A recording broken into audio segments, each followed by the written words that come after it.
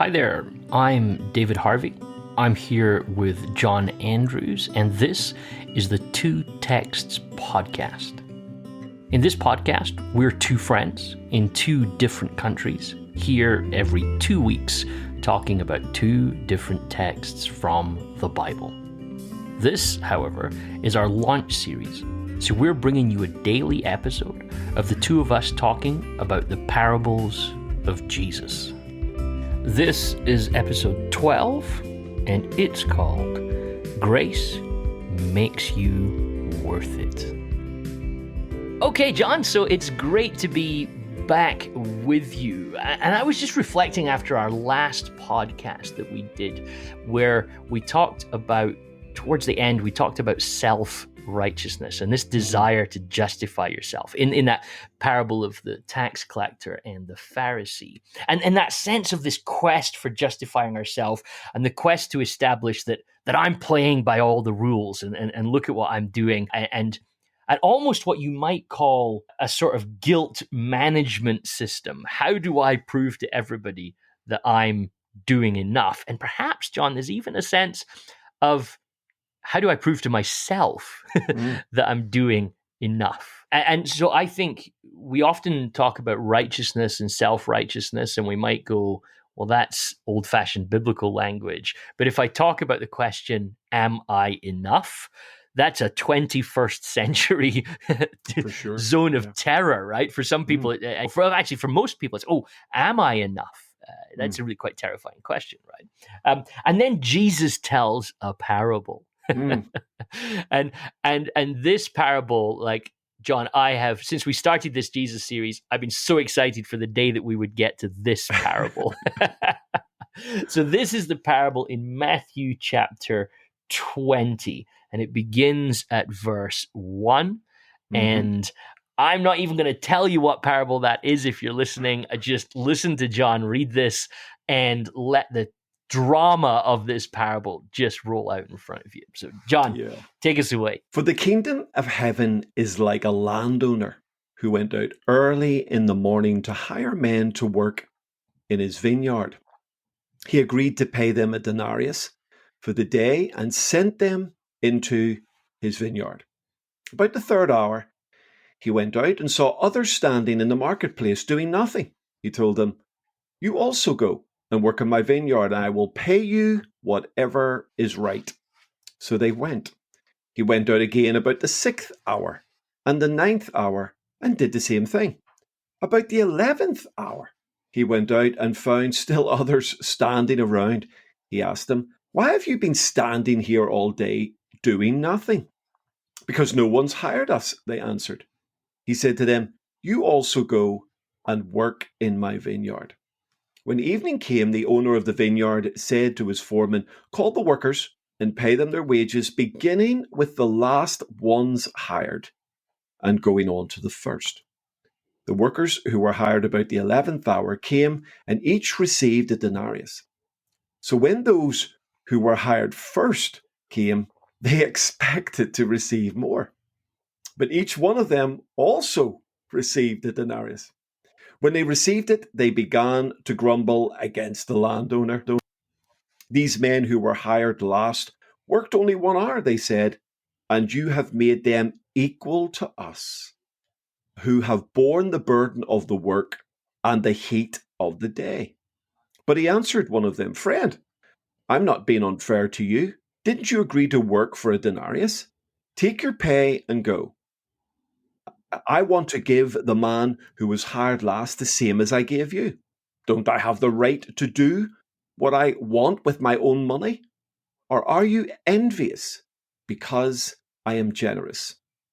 So the last will be first, and the first will be last.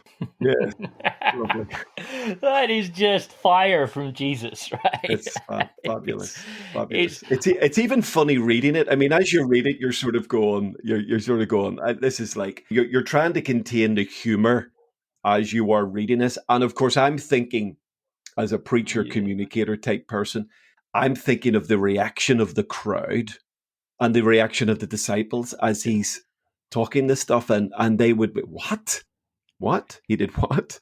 So yeah, Yes. fabulous. It's an interesting experiment, actually, because you might be familiar with this parable. And one of the things that happens when you're familiar with any biblical text is that you start to read what you think is there. And I'd always encourage anyone, one of the first exercises is just try, even why we didn't tell you what parable we were actually going to read, is try and hear it afresh, try and hear it new. And it strikes me that the guy comes out and he says, "Hey, will you work in my field in my vineyard for denarius?" Which a denarius is about a day's wages for a laborer at the time of Jesus. So it's very fair. Yeah, I'll work for you for a denarius. And then he comes out the second time, and the language is quite interesting because Jesus is even a little coy with his storytelling. At about 3 p.m, he did the same thing, and also at noon. And you automatically assume the same thing is, "Hey, would you like to come in my vineyard?" You don't assume that the same thing also means for exactly the same money. You would almost assume that, oh, now it's for half a denarius because half the day is gone, a quarter of the denarius because 2/3 of the day is gone, or something like that. It's really interesting story time that it's only at the end that you discover, oh no, it really is the same. They're all getting the same amount of money. It's a great way to kind of trick the listener. And that might sound seditious. I don't mean it like that, but really good storytelling. It's out to try and just make you think it's going to go one way and it goes another way, isn't it? And For you're sure. expecting a different story, aren't you? Absolutely. And I love there's a little just phrase. I don't know if our listeners picked it up as I was reading it, where he says, the master says, the landowner says to those hired later, he says, "I will pay you whatever is right." Yes. So the implication there is, oh yeah, I'll do the right thing by everybody. I'll pay a fair wage. And of course, what we do naturally, which of course the guys hired first actually did, was that we read into that, oh, there will be an adjustment of the higher fee. There'll be an adjustment of the price paid here. And of course, that's why you get at the end, the guys who are coming in last, who've been in first, waiting in line for their pay, thinking, well, if the guy in last gets the same as us, they're sort of doing the hourly rate on that and thinking, we're quids in. This is going to be amazing. We've just made a fortune. If he's just paid the guy coming in last, like the same as us, well, we've been here all day, therefore. And then you get this boom moment, this shocking final then conclusion, which is really shocking, probably to the audience and to us. So a couple of things then I want to spin off on that, John, because it's so exciting, right? Is that the first one is that, go back to our intro of the podcast today. We started talking about this quest for self-righteousness. And this was the sort of the comment we made from the last episode. But of course, it's worth just pointing out then that the language that the vineyard owner uses, "I will pay you what is right." Of course, the word there is, "I'll pay you what is just." It's Matthew. And I think I would always encourage somebody on this, that the gospel writers, they're constantly leaving breadcrumbs all over the place for us. Jesus is using language, and they're using that language to tell us the parables of Jesus. But Matthew's riffing on some massive subjects here, and they're not light subjects in that sort of sense, are they? And so I don't know if you want to say anything about that, John, but that idea of, don't think about, "I'll pay you what's right," as in, hey, I'll do the right thing. I'll do the right thing. But although there's still nuances of this, think about it always, "I will do what is just," right? Yes. I will bring justice to this situation. Now that play's still going on there though, John, isn't it? That, well, justice would be if you're paying him a denarius for an hour and I worked 7 hours or 9 hours, then it's 9 denarius for me. That's kind of what's going on a little bit, isn't it? Absolutely. And I think within that, they're imposing their own standard of justice into this story. And of course, you've got then a clash between how we interpret justice, or how we expect justice, or how we want justice, and how then the landowner, as it were, pays that justice out. And some of our listeners will be aware of the sort of cycles there, that probably the first workers are hired at around about 6 o'clock in the morning. And then the second cycle, they're hired around about 9 a.m. So it works in sort of 3-hour cycles, and the text follows that. And then you've got a sort of a 12 p.m. pickup, and then you've got a 3 p.m. pickup. And of course, most controversially of all, you've got this 11th hour pickup, which, if we're following our timeline, is 5 p.m. in the afternoon. The light is virtually gone. If you've ever been to the Middle East, by 5 p.m., light is fading fast. And you've got a very interesting scenario where someone is still being hired. So the workers assume, oh, if the master's going to do what is just, then that means if the guy at the 11th hour gets a denarius, then we're going to get that times the hours that we have worked. And so you have a very interesting clash of a view on what is just or what's expected around justice there. And so Jesus, it's worth making a contextual point that Jesus is leaning into a parable based on a scene that would be very, very familiar to the average person. So you're in a hand-to-mouth society. So there's a huge amount of people are not wealthy. They're like, some economics of the ancient world would suggest that 98% of people are existing around the subsistence level, but most of them below. So this is now a story about survival, right? So if you're at the marketplace at 9 o'clock in the morning, that means you don't have any work, right? Because exactly as you've just said, John, you missed the 6 o'clock pickup. Right. Yeah. So the people that have the work, that have employment, they're already in the fields at 6 o'clock in the morning. They know where their bread's coming from. Right. The person that's there at 9 o'clock, something's wrong with them that they've not picked up a job. So actually there's a little nuance that, wait a minute, you're the 9 o'clock people. Don't think you're the 6 o'clock people. So you were already reliant on, you've already got a day's wages for 3 hours less work than you were supposed to get, right? Mm-hmm. But if you're there at 5 o'clock in the evening, and I just think it's a really interesting cultural nuance to add for anyone reading this story. If you're there still at the 11th hour, that means you don't eat today, because your day's because you're only going to get an hour's wages if that, and therefore it's not guaranteed that you have food now for the next day. So the stakes, this is a story everybody's familiar with. This is a story that people see happen day in, day out. So I want to just add in this, and then I'm going to spin off this to a little footnote for a second, John. But tell me if you're kind of riffing with me on this. There is a question there about what's right in that sort of sense, isn't there? Is it right that a person should get to the start of the day and not know where they're going to eat that evening? Like this, the parable is scratching at some really big notions, isn't it? Oh, absolutely. And I think it shows again what Jesus is absolutely brilliant at, is touching on the real humanness of the story, and not only associating with his audience in terms of a great communication connecting point, but Jesus would have literally lived this. He would have seen this. He would have understood families living at a subsistence level, especially in the Galilee area, so mostly arable, very, very difficult times. The taxation from the Romans would have been absolutely colossal. Jesus, I suspect, would have seen families taken into indentured slavery. And as the eldest son, with probably his earthly father having passed while Jesus was maybe a teenager, he disappears from the scene very, very quickly. Jesus probably had to pick up the family financial management very, very quickly. He becomes the chief breadwinner of his home and looks after his mother. The pressure then economically on people, and the sense of then justice and righteousness around those issues, and what would God's role be in that, would have been very, very, I think, prevalent in everyone's thinking. You wouldn't have had to scratch very hard under the surface to get a sort of a conversation going on that particular issue. Absolutely. Little bit of help with Matthew for a second then.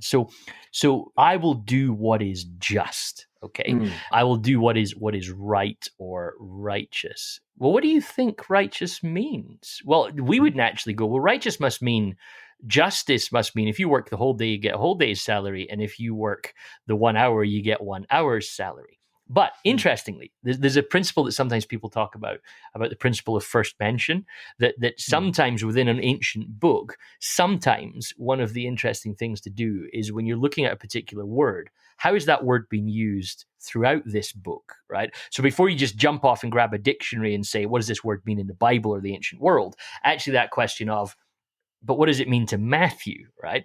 And so it's really fascinating for me. The first time this notion of justice appears in Matthew is in verse 19 of chapter 1 in the Christmas story, right? So Joseph finds out that Mary is pregnant through the Holy Spirit. And then Matthew offers us this little piece of commentary. Because Joseph, her husband, was a righteous man, he did not want to expose her to public disgrace. Beautiful. And he has in mind to divorce her quietly. Now, if you're not steeped in a little bit of this culture here, you miss what Matthew's just done there, which is really quite fascinating. That he says, hey, so Joseph's betrothed wife has turned out pregnant, not by Joseph, right? So this is a major public shame. This is a scandal, really, isn't it, John? It's this is scandalous what's going on. The law says that Joseph should take her to the elders, and they would have a trial over this, and the penalty might be very, very severe. And the irony is that that's justice. So justice would say, you've broke the rules of your betrothal, so you go and you have this little probably kangaroo court, and we figure it out, and we issue the punishment upon you, which, if you go right back to Old Testament times, is punishment by stoning. Yeah. But Joseph doesn't do this. He decides, I'm just going to keep this quiet and kind of just squeeze Mary out the back door. And in a lot of readings of this story, we focus a lot on Joseph trying to squeeze Mary out the back door, missing the fact that Matthew points out Joseph is righteous. But ironically, the very first mention of righteousness in Matthew's gospel, Joseph isn't doing righteousness by the law. He's actually identified, I don't like what the law. Joseph knows if I tell somebody about this, Mary's in big trouble. So Matthew's layering on this new level. It's almost like coded right at the very start of the gospel. And I don't mean that word coded as in like Da Vinci coded. I mean, just layered into the gospel. There's this beautiful sense of the very first introduction you get to righteousness. The rules are different. Indeed. So I think the reader, when they now read this parable, as soon as the landowner says, oh, and I'll do what's right, it's like it's like in some one of these movies where you watch it back afterwards and go, oh, I missed it. It was there. It was a clue that righteousness isn't going to work the way that I would do righteousness. Oh, it's beautiful, beautiful thought. And of course, Joseph has, in a sense, his, can I say this carefully, his own standard of justice. So there is a justice that he is exercising. He's interpreting the law and the context in a certain way, which actually the Bible notes and says this is a standout moment. Matthew could have said simply that Joseph just didn't go to court, but he talks about the fact that the motivation of this is a sense of justness, which is beautiful. And of course, as we move further into Matthew, and you touch on that glorious Sermon on the Mount, you get again a sense of tension around this. Jesus says, unless your righteousness sort of surpasses that of the Pharisees, you're not really going to engage with the kingdom of God. And then we have this sort of glorious backwards and forwards in 6 times where he goes, you have heard it said. So here's how some people will interpret righteousness and justice. But I say to you, here's my interpretation. So you've heard it said, love your neighbor, hate your enemy. You've heard it said, do not commit adultery. You've heard it said. Jesus then challenges what has been said with an interpretation. It throws then a different emphasis on an understanding of justice and righteousness within that context. So you're continuing with this theme of sort of challenge in the Matthew text, which is, I think, it's a beautiful trajectory. And it's interesting, as you say, that that unless your righteousness surpasses, and we naturally think, let's go back to again where we started this question of enoughness, right? We naturally think more is always the solution, don't we? Indeed. And that fight for more. I heard somebody say once, I think it's David Zahl in his book Seculosity, he says, if you want to look for where your quest for righteousness is most pronounced. He says, look for where you're most tired. And where you're most tired is the place that you're fighting hardest to prove yourself. And I love this very good. idea that what if the right, because you look at the Pharisees and like we've said before, there can be a tendency to see them as the bad guys in Scripture, but this is not the case. They're the Bible believers. They're the people that are taking Scripture seriously.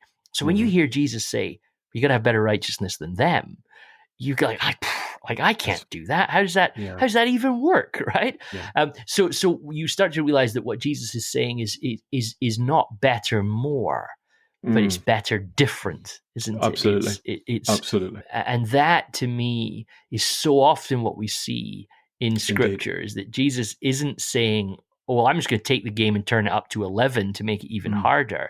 He's actually saying, no, it's not more, it's different. I think you see that in his language about holiness. It's about a different perception on holiness. It's about a different perception on salvation. And here it's a different perception, which is really the bombshell of chapter 20's parable of the vineyard workers, isn't it? Yeah, totally. And I think what's fascinating, David, like as we've done with a number of parables, I think there is a dynamic context to our parable from chapter 19.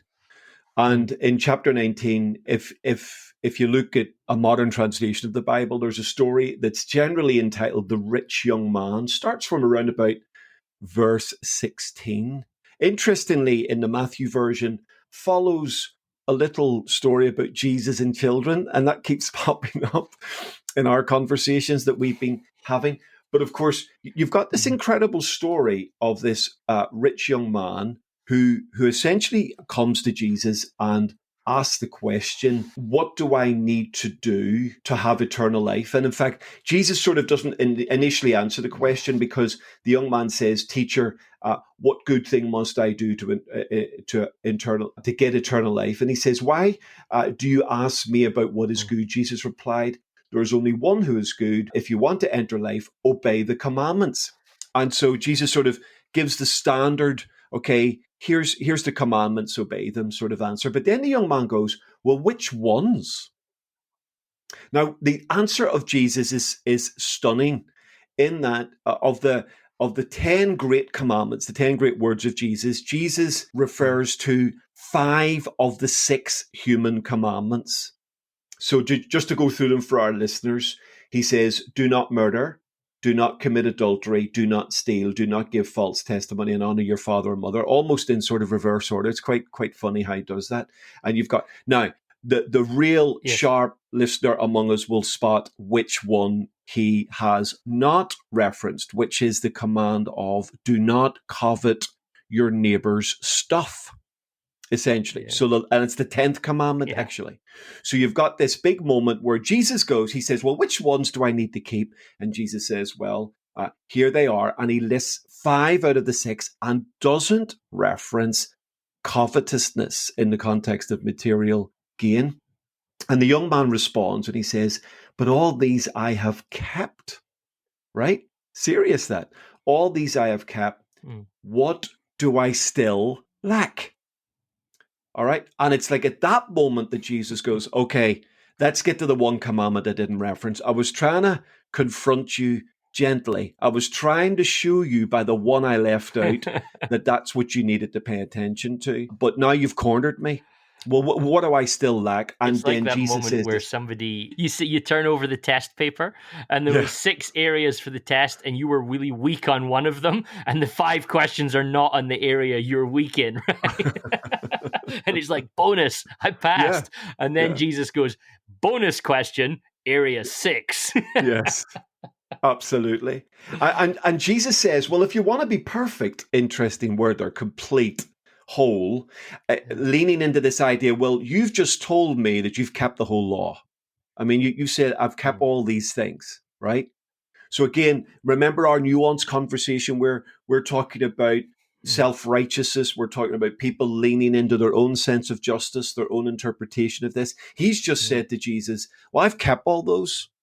And so Jesus says, okay, then, if you want to be complete, if you want to like have the full set of the laws, then go and sell your possessions and give to the poor, and you'll have treasure in heaven. And then he says, come follow me. And of course, verse 22, when the young man heard this, he went away sad because he had great wealth. And it's the reaction of the disciples at that point, which is quite striking, because Jesus then says, look, it is hard. It's difficult for a rich person to enter the kingdom. And we'll have that eye of the needle stuff and the camel going through the eye of the needle, whether that's a literal reference to something in Jerusalem or just Jesus being gloriously exaggerating in terms of just literally referring to it. Yeah, a camel and an eye and the eye of a needle. And then the disciples say, well, who then can be saved? If you've just turned a rich man away, who then can be saved? And I think even the disciples are struggling with the idea, but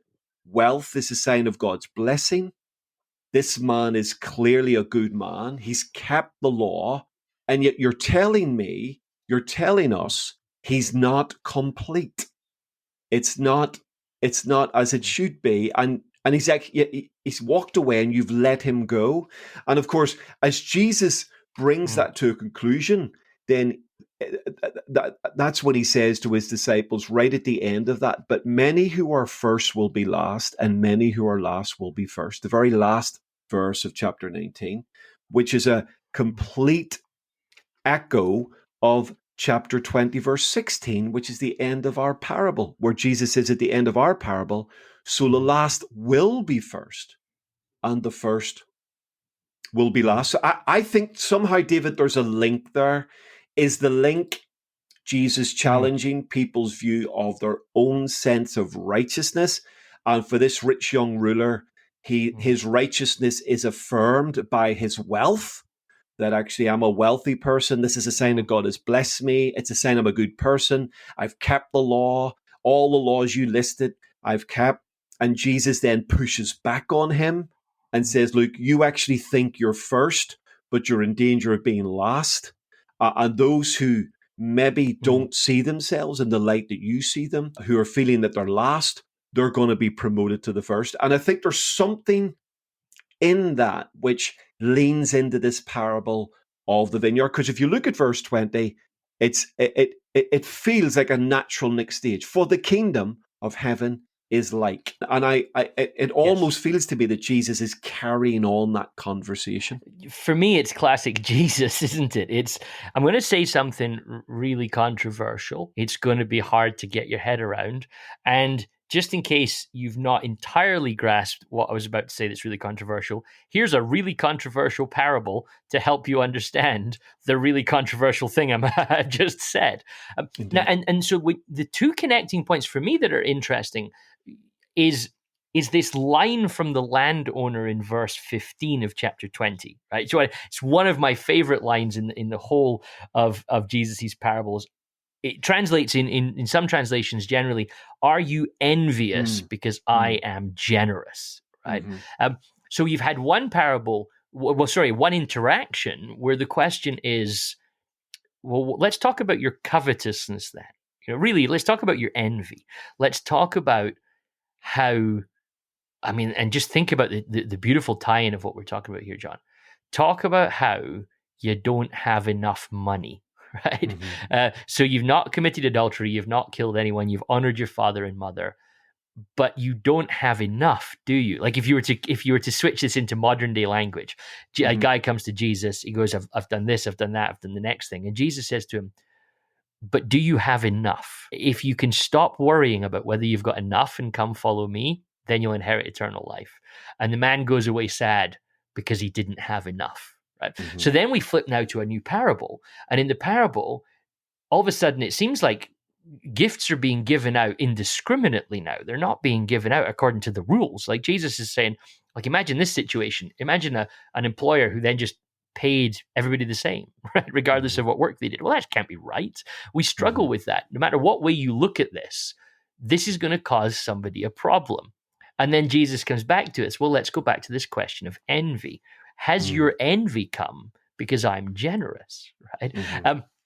And it's interesting in the language that's actually used behind the English here is this Yeah. language of evil eye, right? Which was Evil this eye. very kind of superstitious belief almost in the Mm. ancient world that people could have this thing called evil eye, and it let all sorts of darkness into their life at some level. Now, by the time of Jesus, evil eye gets used as a sort of shorthand for this notion of envy. But then the word that's really important point here, the word that we translate generous is literally the word good.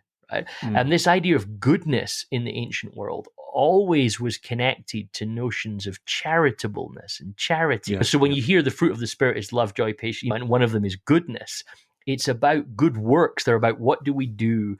So are you going to bring evil eye? Are you going to let the darkness of your soul come out because I'm charitable, because I'm generous?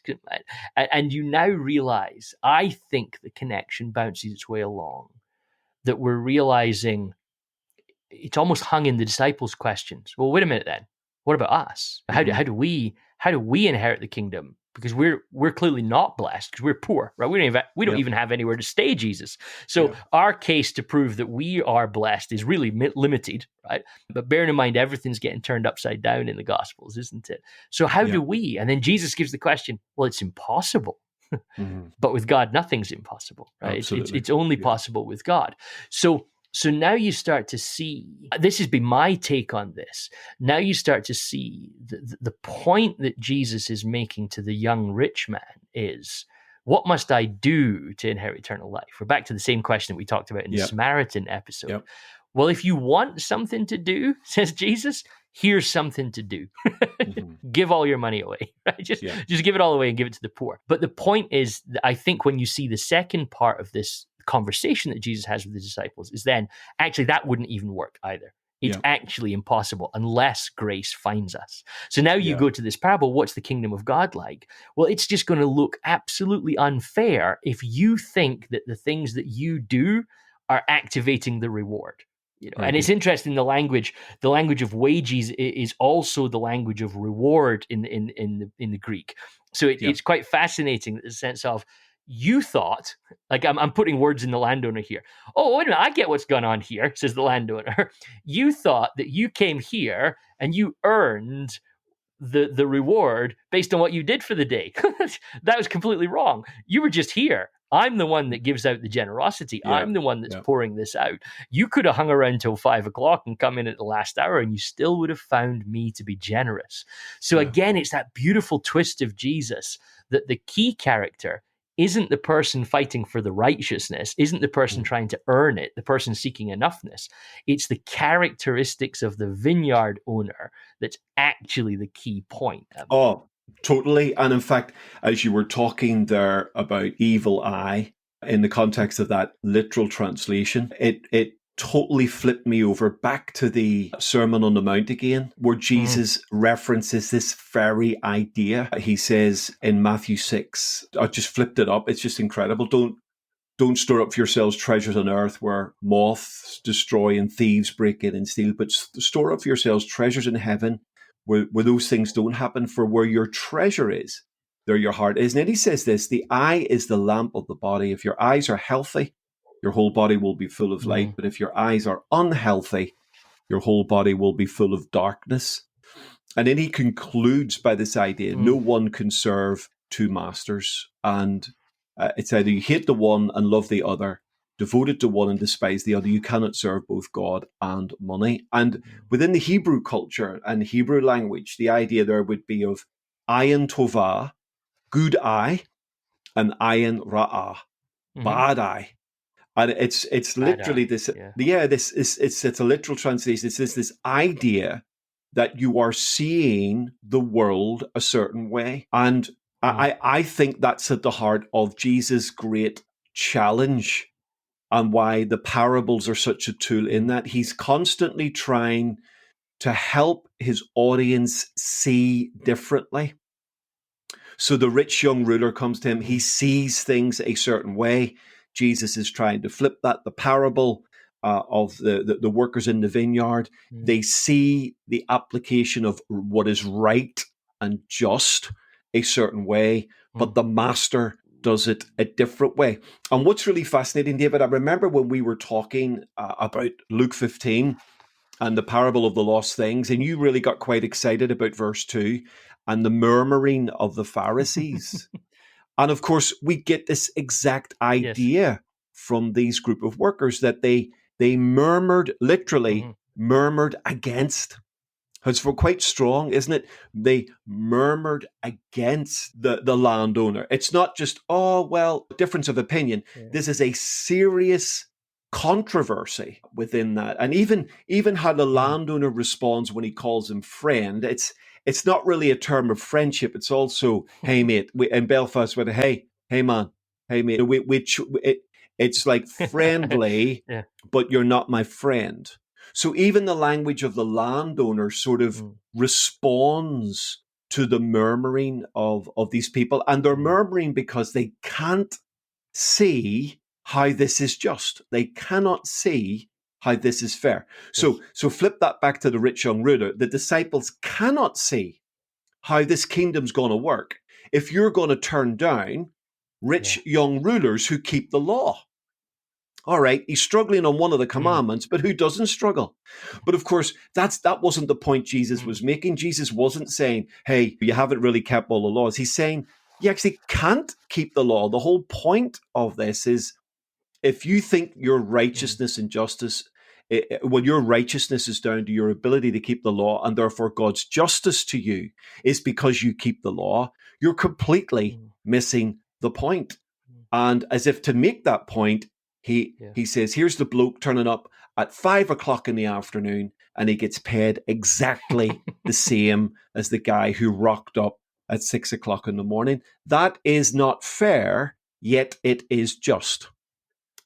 And I love the tension of that. I love that messes with our heads. It messes with the rules. It messes with my view of how the world works. And the landowner is literally challenging the ayin ra'ah, the bad eye of his workers. He's saying, you're seeing this wrong. And because you're seeing it that way, your whole world is filled with darkness.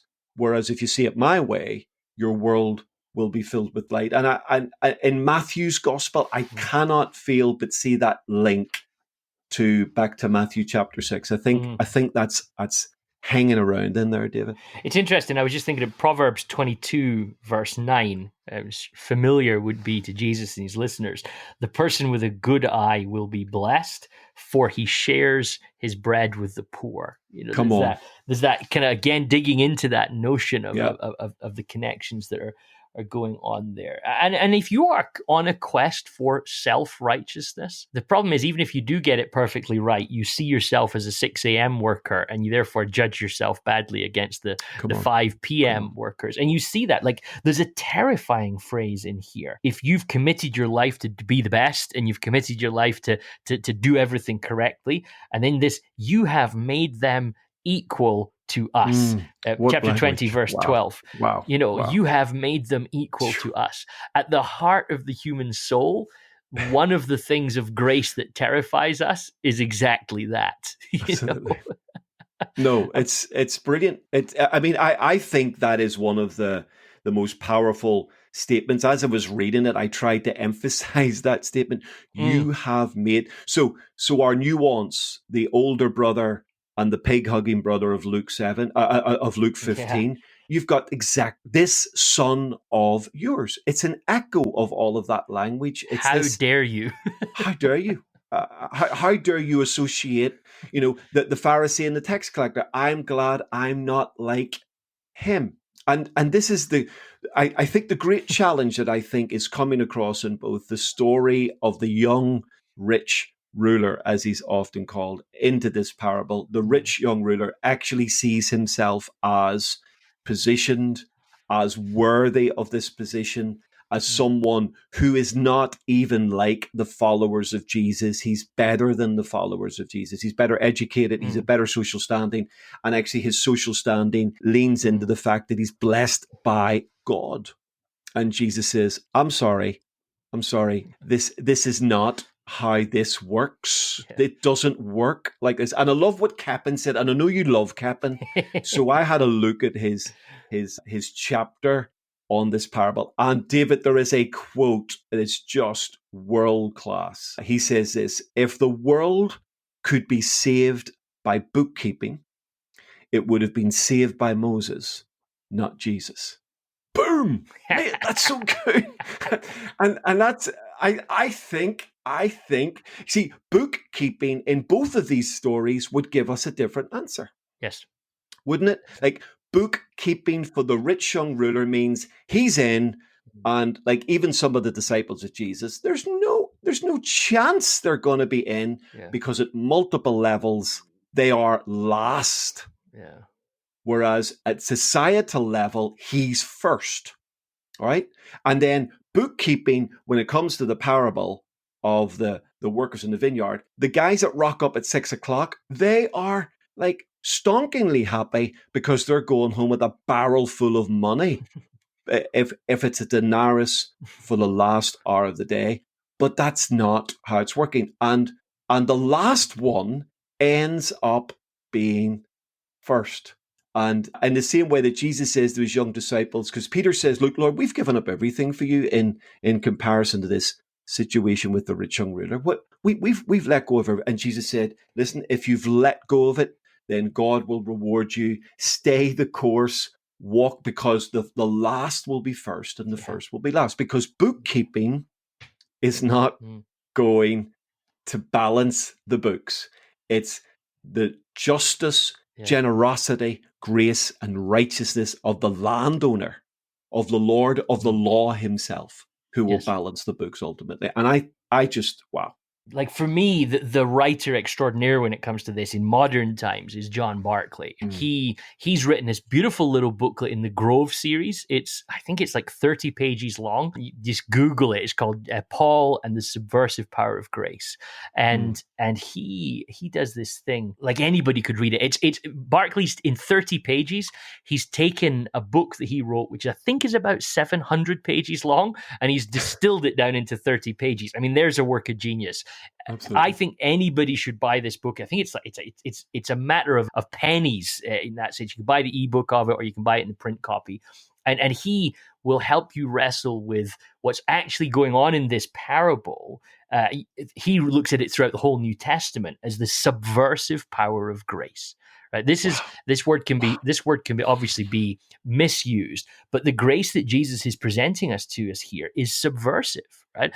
And so what Barclay does, and this is really important for us, I think, as Christians, is you've probably grown up within Protestant tradition anyway, hearing about grace as free.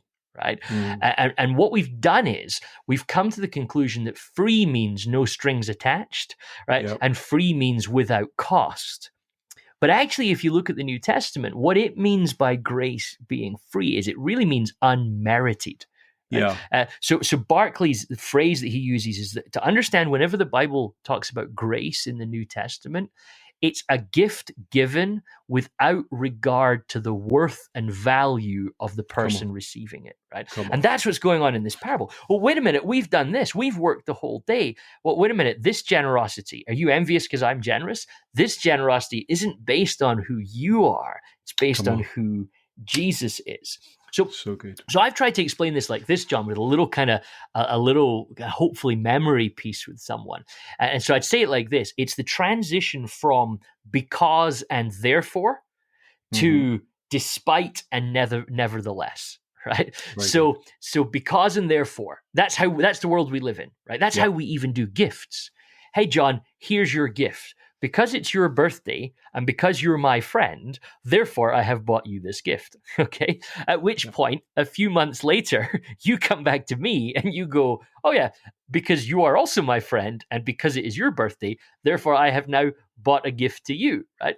And we say it's a gift, but if one birthday I miss your birthday, you go, well, what happened to David? Right. And at which point we realize, is it really a gift in terms of free? Well, we definitely know it has strings attached. I buy you this Christmas gift, kind of on the assumption that you're going to buy one for me. And if you don't believe me on that, think about the social shame of when somebody turns up to your house at Christmas with a gift and you don't have one for them. You're scrambling around in the back trying to conjure something up. So we live in a world of because and therefore when it comes to gifts. So we always give gifts on the basis of worth. It's how we do it. It's just how it ties us together, and we naturally think about it that way. Jesus starts talking about gift. Grace and gift are the same word in the Greek, so it's helpful perhaps for a listener to know that. When Jesus talks about the gift of God, he doesn't ever deal in because and therefore. He deals in despite and nevertheless. So because and therefore says, I was here at 6 o'clock in the morning. I want more because of that. And Jesus' response is, despite the fact that these guys came at 5, nevertheless, they get a whole day's salary. And I think if we can, like when we hear about grace and wonder, because sometimes the whole language of free grace, people goes, well, that means I can do whatever I want. That means that's not what Jesus is talking about. He's saying you get this gift, and who you are isn't important in how God gives that gift out. Beautiful. So whether you're 5 p.m. or 6 a.m., you meet a generous God. And so when Barclay talks about that in his little book, I just think it's so helpful for us to grasp and almost make sense of the rich young ruler. The problem is you're not figuring out how God works, and the parable, they all kind of then start meshing together around this notion of grace. Absolutely. No, magnificent. And actually, again, David, as you were talking there, my mind flipped again to the magnificence of the Sermon on the Mount, and just that little moment where Jesus said, "You've heard it said, love your neighbor but hate your enemy. But I tell you, love your enemies and pray for those who persecute you." And we often read that passage again, almost in isolation. But if we're prepared to read that sort of statement in the light of what you have just said, then what we're being called to do is exercise a similar grace. We're not exercising something because someone merits it, or because we even like them, or because we even feel that they deserve it. But we're doing it because it is just, or it is right, or it is something beyond ourselves. And I love how Jesus, the little nuance, he says, he goes on to say here, he said he causes the sun to rise on the evil and the good, sends the rain on the righteous and the unrighteous. And then he says this, if you love those who love you, what reward will you get? That's exactly what you've just said. If I buy you a birthday present and then you have to buy, that's reciprocity. That's not really. And then he goes on to say this, even the pagans do that. Even the tax collectors do it. But then he says, be perfect, therefore, as your heavenly Father is perfect. So again, what's really a little light bulb moment for me there as you were talking was, my goodness, hold on a minute. If I was able to read the Sermon on the Mount now through the lens of the conversation we've just had around the parable of the workers in the vineyard and the rich young ruler, I'm seeing a different nuance to an understanding of loving my enemy and demonstrating generosity or God's grace in an undeserved context. And we tend to just read that as, well, an enemy, and we see that in a very black and white sort of term. But if we see it through the lens of the vineyard workers, my goodness, it's this idea, well, the 5 o'clock guy didn't really deserve the denarius, but he got it anyway. Why did he get it? Well, not because he deserved it, but because the landowner is righteous. He's just, he's generous. And Jesus is saying, could you be like that? Could you be perfect like that? Could you demonstrate that? And I go, wow, that's just, I've just seen a connection I've never seen before between that parable and back into the Sermon on the Mount. So that's wow. Come on. Now, so what's interesting, John, is you're not alone in drawing these sort of ideas out of there. And isn't this beautiful about this is where Scripture is just phenomenal, that you can plan and study and prep, and then in a conversation you find a pathway to something else. But hey, listen to this, right? So this is in another one of Barclay's books. Actually, he points out. In 1518, okay, so we're really in recent times. In 1518, in the Heidelberg Disputation, Martin Luther's kind of final argument in this disputation, he says this: the love of God does not find, but creates what is pleasing to it. Human love comes into being through what is pleasing to it. Right? So Luther unpacks 2 points. There's God's love and human love. Human love finds something pleasing and then it loves it. God's love loves things into being, right? So Barclay adds this comment on it. He says, human love is by attraction. We're drawn to something good, beautiful, and useful, or something that's already present. We cannot love something we cannot see or imagine, and we turn away from evil and ugliness because it's unattractive. What attracts us or repels us depends on, of course, on our standards of value. We love only what we count as worthy of our love. By contrast, on the basis of the good news, but against the dominant philosophical tradition, Luther insisted that the love of God does not find something pleasing to it, which draws God's love towards it. Rather, it creates what is pleasing and good and confers it and fashions it out of nothing. So Luther continues like this: therefore, sinners are attractive to God because they are loved. They are not loved because they are attractive. This is the love of the cross, born of the cross, which turns in the direction where it does not find good, which it may enjoy, but where it may confer good on the bad and needy person. And Barclay concludes with this, if you can cope with one more. Grace, in other words, is unconditioned. It does not depend on human accounts of worth, but it gives worth. The only worth that counts, the worth of being loved by God. Wow. That leaves you in a bit of a mess, doesn't it? And maybe, David, that helps us to understand this twice repeated phrase. So the last will be first, and the first will be. It's hard to make sense of that phrase unless we're prepared to have the conversation we've just had, because none of that seems right. None of that seems just, and none of that seems fair. But in the light of his love, his grace, his mercy, and his goodness, now the last will be first and the first will be last suddenly makes a lot of sense, because we're seeing it differently. It's stunning. I'm literally overwhelmed emotionally by that last conversation. It's, wow. I'm done, mate. I'm done. I'm not sure I think we leave it there, John. Yeah. Come on.